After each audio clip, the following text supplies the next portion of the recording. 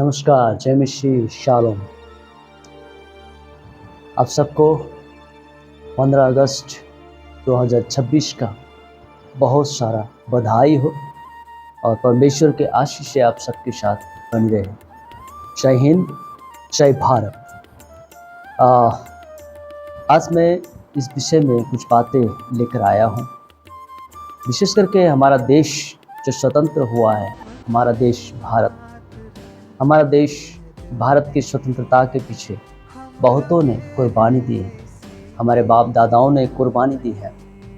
आज के दिन हम उसकी कुर्बानी को याद करते हैं, स्मरण करते हैं और श्रद्धांजलि अर्पित करते हैं उनके याद में। लेकिन उन्होंने हमारे देश को अपना लहू बहाकर स्वतंत्रता प्रदान की है। क्या हम अपने देश को स्वतंत्रता कायम रखने में अपना सहयोग, अपना योगदान देते हैं? ये मुख्य बात है। कोई गुलाम होना नहीं चाहता, हर कोई स्वतंत्र रहना चाहता है। लेकिन जिन्होंने हमारी स्वतंत्रता के लिए बलिदान दी है, उसके बलिदान को हमें याद करना आवश्यक है। साथ ही साथ वर्तमान हमारे देश के जवान और हमारे देश के किसान, उन्हें भी हमें श्रेय देना आवश्यक है, क्योंकि जवान हमारी सीमाओं की रक्षा करते हैं तो हम स्वतंत्र हैं। किसान हमारे लिए फसल उगाती है तो हम भोजन खाते हैं। इसीलिए जवान और किसान को भी हमें श्रेय देना चाहिए। इसलिए हम नारा लगाते हैं, जय जवान जय किसान। मैं एक भारतीय हूँ और उसके बाद में एक मसीही हूँ, एक क्रिश्चियन हूँ। सबसे पहले मैं भारतीय हूँ, बाद में मैं एक क्रिश्चियन हूँ। एक भारतीय होने के नाते भारत के प्रति, भारत के स्वाभिमान के प्रति मुझे गर्व है, क्योंकि मेरे पापा भी बीएसएफ फोर्स में थे और उन्होंने भी अपना जीविका बॉर्डर में ही गुजारी, देश की सुरक्षा के लिए गुजारी। और बॉर्डर के मुठभेड़ में एक गोली भी खाया, पर गोली से नहीं मरा, मेरे पापा बच गए। और इस तरह से देश की सुरक्षा, देश की स्वतंत्रता को कायम रखने के लिए हमारे जवान बॉर्डरों पर लड़ते हैं और सुरक्षा देते हैं।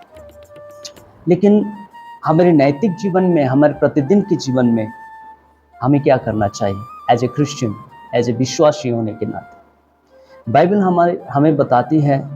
बाइबल जब हम पढ़ते हैं तो हमें याद होना चाहिए कि बाइबल प्राचीन पुस्तक है और प्राचीन पुस्तक में प्राचीन बातें लिखी होती है। मगर बाइबल ऐसी पुस्तक है, सिर्फ इसमें प्राचीन बातें नहीं है, प्राचीन बातें हैं, वर्तमान है और भविष्य भी है। मतलब जिस काल में भी आप इस बाइबल को पढ़ोगे, ये उसी काल में आपका समर्थन देगा। बाइबल इस प्रकार से लिखी गई पुस्तक है कि ये युग बदल जाएंगे लेकिन बाइबल का वचन नहीं बदलेगा, ये एक समान रहेगा। प्राचीन युग में भी ये कायम था और लागू था, वर्तमान युग में भी कायम है, लागू है, भविष्य के युग में भी कायम रहेगा और लागू रहेगा। बाइबल कुछ इसी प्रकार से लिखी गई है और बाइबल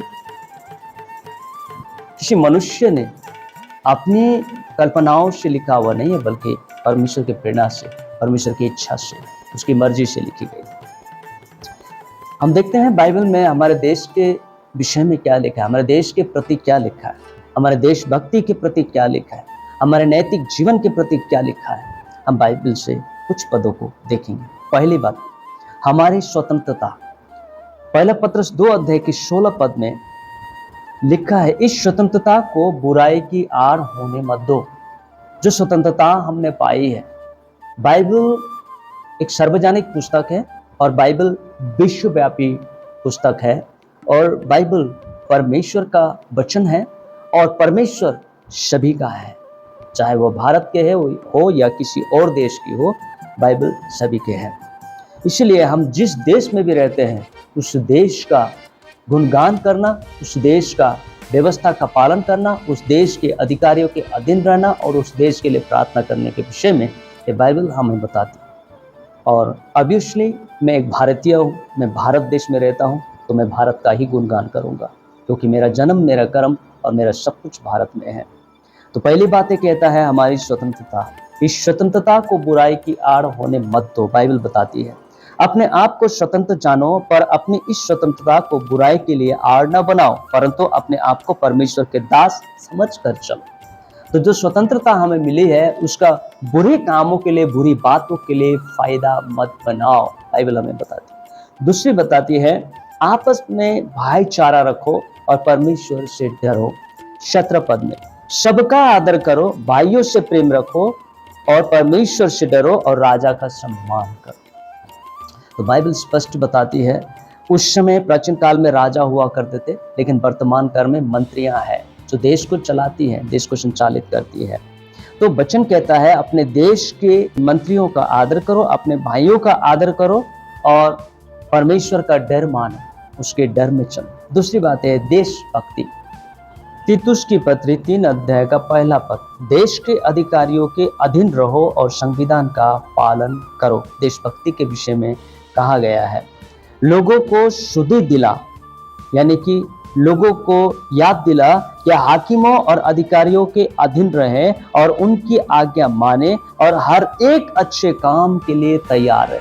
हर एक अच्छे काम के लिए, बुरे काम के लिए नहीं, बुरी बातों के लिए नहीं, परंतु अच्छे कामों के लिए हमेशा तैयार रहें और देश के अधिकारियों के अधीन रहें और संविधान का पालन करें। तीसरी बात है नैतिकता का पालन करना, जो बाइबल हमें बताती है। तीतुस की पत्री 3 का 2 में बताती है किसी को बदनाम ना करें, झगड़ालू ना हो, पर कोमल स्वभाव के हो और सब मनुष्य के साथ बड़ी नम्रता के साथ रहें। सब मनुष्य के साथ, ये नहीं कहा केवल क्रिश्चियन के साथ, सब मनुष्य के साथ नम्रता से रहें, परंतु हमारा व्यवहार कोमल हो, कोमल स्वभाव का हो, नम्र स्वभाव का हो और सबके साथ अच्छा व्यवहार करें। तो यह आदेश है बाइबल का, यह आग्रह है बाइबल का कि हम जिस देश में भी रहते हैं उस देश के साथ हम मिलनसार रहें, उनके साथ हम एक दूसरे का सहयोग करते हुए आगे बढ़ें। और चौथी और अंतिम बात है प्रार्थना। तो हम प्रार्थना करते हैं। प्रार्थना क्या है? हमारा निवेदन जो परमेश्वर तक हम पहुंचाते हैं वो प्रार्थना है। तो प्रार्थना के विषय में क्या कहा है? 1 तीमुथी 2 अध्याय का 1 और 2 पद में कि सब मनुष्य के लिए प्रार्थना की जाए। अब मैं सबसे पहले ये आग्रह करता हूं कि विनती और प्रार्थना और निवेदन और धन्यवाद सब मनुष्य के लिए की जाए, राजाओं और सब ऊंचे पद वालों के निमित्त, इसलिए कि हम विश्राम और चैन के साथ भक्ति और गंभीरता से जीवन बिताएं। सब लोगों के लिए प्रार्थना करें, देश के राजाओं के लिए अर्थात मंत्रियों के लिए हम प्रार्थना करें, अधिकारियों के लिए हम प्रार्थना करें। तो बाइबल हमें अपने देश के विषय ये 4 बातें बताती है। पहली है कि हमारी स्वतंत्रता को हम बुराई का आड़ न बनाएं। दूसरी है कि देश के अधिकारियों के अधीन रहे, संविधान का पालन करें। तीसरे है नैतिकता का पालन करें और चौथा है सबके लिए प्रार्थना करें और अपने देश के लिए भी प्रार्थना करें। सो परमेश्वर का वचन हमें ये बात सिखाता है कि परमेश्वर हमें बताता है कि जिस देश में भी तू रहता है वो देश आशीषित होगा और उसके आशीष के लिए तुम्हें प्रार्थना करना होगा। सो प्रियो, हम एक मसीह होने के नाते हम स्वदेशी हैं, हम विदेशी नहीं हैं, हम परमेश्वर के जन हैं और भारत हमारा देश है। और हमारी प्रार्थना ये है कि भारत उन्नति करे, शक्तिमान बने और नंबर 1 में आए, शक्तिशाली बने। ये हमारी प्रार्थना है, क्योंकि भारत है तो हम हैं। तो परमेश्वर आज की इस छोटी सी जानकारी में हम सभी को आशीर्वाद प्रदान करें और परमेश्वर की महिमा होवे। और आप सबको फिर से एक बार स्वतंत्रता दिवस की बहुत बहुत बहुत बहुत बधाई हो। जय हिंद, जय भारत।